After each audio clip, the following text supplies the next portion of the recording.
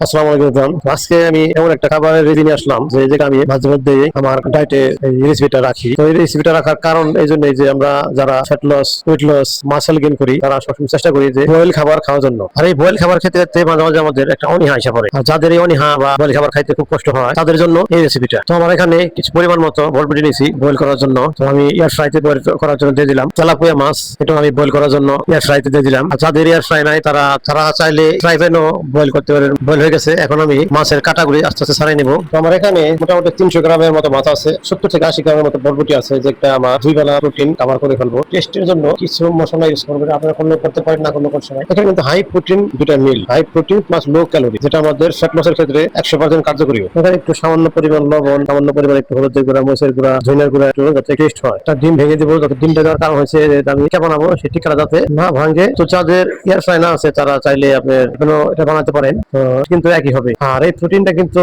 যারা Lin muscle gain করতে চান তাদের জন্য 100% কার্যকরী। তো হয়ে গেল আমার হাই প্রোটিন মিল। খাবার পালা দেখি কেমন হয়। খুব মজা, খেতে সুস্বাদু, খুব সুস্বাদু। আপনারা ট্রাই করেন। আল্লাহ হাফেজ।